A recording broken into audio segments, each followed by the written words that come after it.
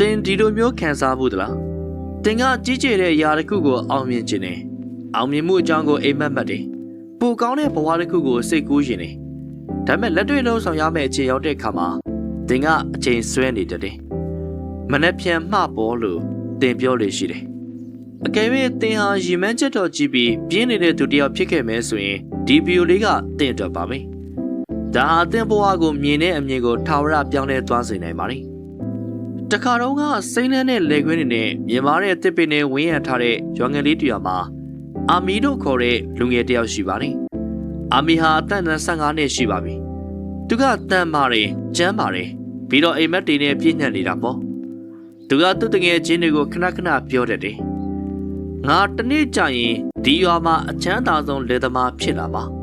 ငါလယ်ကွင်းဟာကောက်ပဲသီးနှံတွေနဲ့ရွှေရောင်တောင့်နေနေမယ်လူတွေကငါစီကိုအကြံဉာဏ်တောင်းဖို့လာကြလိမ့်မယ်ပြီးတော့ငါ့ကိုနေရာတိုင်းမှာလေးစားကြလိမ့်မယ်တဲ့ရွာတွေကလူတိုင်းကအာမီရဲ့ရည်မှန်းချက်ကိုအထင်ကြီးကြတယ်ဒါပေမဲ့ပြဿနာတစ်ခုရှိတာကအာမီကပြင်းတယ်နေထွက်လာတဲ့အခါအခြားလယ်သမားတွေကလယ်ကွင်းထဲသွားကြပေမဲ့အာမီကတော့အိမ်ယာထဲမှာပဲရှိနေတော့ရွာကမျိုးသားတွေကပူပြင်းတဲ့နေရာအောက်မှာလှုပ်လှုပ်နေကြချိန်မှာအာမီကတော့အရေးထဲမှာထိုင်ပြီးသူ့အိမ်မက်တွေကြောင့်စကားပြောနေတယ်အမျိုးသမီးတွေရေရင်းကနေရေခက်လာတဲ့အခါမှာလည်းအာမီကငါနောက်မှလှုပ်လိုက်မယ်လို့ပြောနေရှိတယ်သူမကအမြဲတမ်းကြီးကျယ်တဲ့အစီအစဉ်တွေရှိပေမဲ့လှုပ်ဆောင်ချက်တော့မရှိဘူးသူကအောင်မြင်မှုတွေစကူးရင်ရတာကြိုက်တယ်ဒါပေမဲ့အောင်မြင်မှုတွေလိုအပ်တဲ့ပင်ပန်းတဲ့အလုပ်တွေကိုလုပ်ဖို့ကြတော့သူကမုန်းနေတာပေါ့ညနေခင်းတစ်ခုမှာအာမီရဲ့ဦးလေးဖြစ်သူပညာရှိလေသမားကြီးကသူ့စီကိုအလဲလာတယ်ဦးလေးဖြစ်သူကအာမီရဲ့လွတ်နေတဲ့လယ်ဝင်းကိုကြည့်လိုက်ပါတယ်မြေစီလွာကကောင်းပေမဲ့ဘာမှပေါက်မနေဘူးသူကအာမီငါသားမင်းရဲ့လက်ဝင်းကဘာလို့တလောက်လွတ်နေရတာလဲမင်းကရွှေရောင်ကောက်ပဲတင်းတန်နေကြောင်းပြောပေမဲ့ငါမြင်နေရတာကတော့ကွာ6တွေ့နေတဲ့မြေကြီးပဲဒီလိုပြောပါလိအာမီကရေပြီးဦးလေးရဲ့စိတ်ပူပါနဲ့ကျွန်တော်မနေ့ပြန်စတော့မှာပါကျွန်တော်လက်ဝင်းကအကောင်းဆုံးဖြစ်လာမှာစောင့်သာကြည့်နေပါလို့ပြန်ပြောတယ်လူကြီးကတပြင်းချလိုက်ပါတယ်အဲ့ဒီမနေ့ပြန်ဆိုတဲ့စကားကိုသူကြားဖို့တာအကျဉ်းချင်းပါပဲဒါကြောင့်သူကအာမီကိုသင်ခန်းစာတစ်ခုပေးဖို့အတွက်ဆုံးဖြတ်လိုက်ပါတယ်ဦးလေးကသူ့ရဲ့ကက်ထဲကအင်္ဂလိပ်နှိပ်ကိုထုတ်လိုက်ပါတယ်အထဲမှာတော့မတူညီတဲ့မျိုးစစ်နှစ်စီပါတာပေါ့သူကအာမီကိုအဲ့ဒါတွေပေးပြီးတော့မှပြောပါတယ်ဒါတွေကရိုးရိုးမျိုးစစ်တွေမဟုတ်ဘူးဒါတွေကမှော်မျိုးစစ်တွေပထမတစ်စီးကတော့ရေမှန်းချက်မျိုးစစ်ဖြစ်တယ်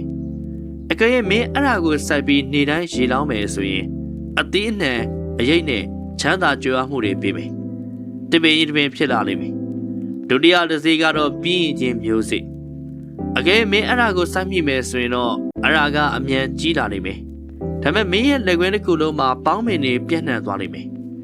အဲ့ဒါကအခြားအရာအလုံးကိုဖျက်ဆီးပစ်နိုင်မယ်အခုအာမီမင်းလက်ထဲမှာမျိုးစစ်20လုံးရှိနေပြီမင်းရဲ့လက်ကွင်းရဲ့ဘဝကိုအနာဂတ်က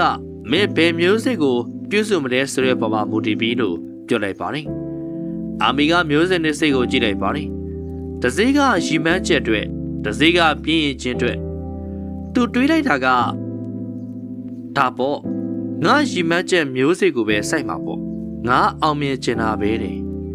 ဒါပေမဲ့မနေ့ရောက်တဲ့အခါမှာအာမီကပင်ပန်းနေတယ်လို့ခံစားရပြန်နေသူကမနေ့ပြန်စိုက်လိုက်မယ်လို့ပြန်ပြောပါတယ်ရက်တွေကုန်လွန်သွားပါတယ်နောက်ဆုံးမှာတော့ပြင်းလာတာနဲ့သူကမျိုးစစ်20လုံးကိုစိုက်လိုက်တော့တယ်သူဟာကိုပြောတာက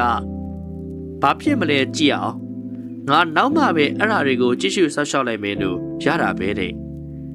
အပတ်ပေါင်းများစွာကြာသွားပါတယ်အာမီကအဲ့ဒီမျိုးစစ်တွေအကြောင်းမေ့သွားတယ်သူကအိတ်လိုက်အတင်းပြောလိုက်အောင်မြင်မှုကြောင့်အိမ်မက်မက်လိုက်နေပင်အချိန်ကုန်နေခဲ့ပါတယ်အဲ့နောက်တစ်နေ့မှာတော့သူ့လေခွင်းတွေကိုသွားတော့လန့်သွားပါတယ်ပြင်းချင်းမျိုးစစ်ကအယမ်းမြမြန်ကြီးလာတာကိုသူထက်တဲ့ပေါင်းပင်တွေကမြေကြီးကိုဖုံးလွှမ်းသွားပြီးနေရာတိုင်းကိုပြန့်နှံ့ကမြေကြီးကိုအသက်ရှူကျက်စေခဲ့တယ်ရီမန်းချက်မျိုးစစ်ကတော့ရေလည်းမရပြည့်စုံမှုလည်းမရှိတာကြောင့်အားနေပြီးသေးငယ်ကဒေလူနီးပါးဖြစ်နေပါတယ်အာမီရဲ့အိမ်မက်တွေကခြောက်ချားစရာအိမ်မက်ဆိုးကြီးဖြစ်လာခဲ့တယ်သူဦးလေးပြန်လာပြီးလေဝင်းကိုကြည့်လိုက်တော့အာမီမင်းရဲ့မြေကိုကြည့်လိုက်အောင်ဒါဟာမင်းရဲ့ဘဝပဲ ရီမန်းချက်ဆိုတာမျိုးစလေးတစ်စိတ်လိုပဲ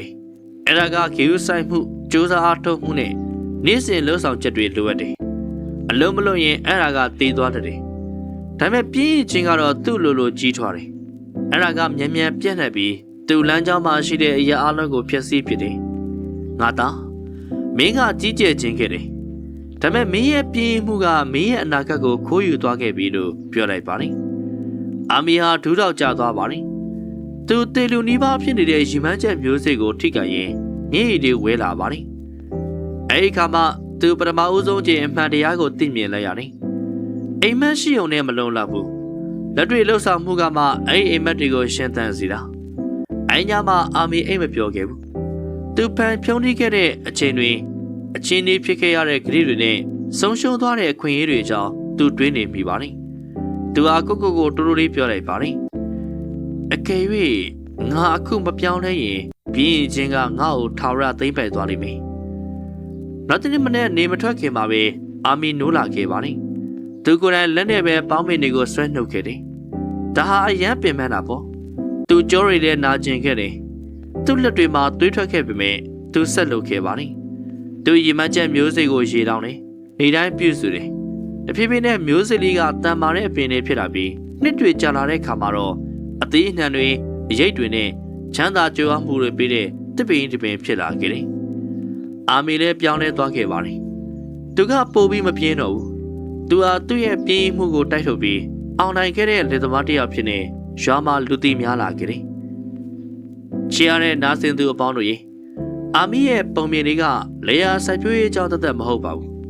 ဒါဘဝအကြောင်းပါကျွန်တော်တို့တယောက်ချင်းစီတိုင်းရဲ့ရင်ထဲမှာမျိုးစိတ်နှစ်စိတ်ရှိပါတယ်တစ်စိတ်ကရီမန်းချက်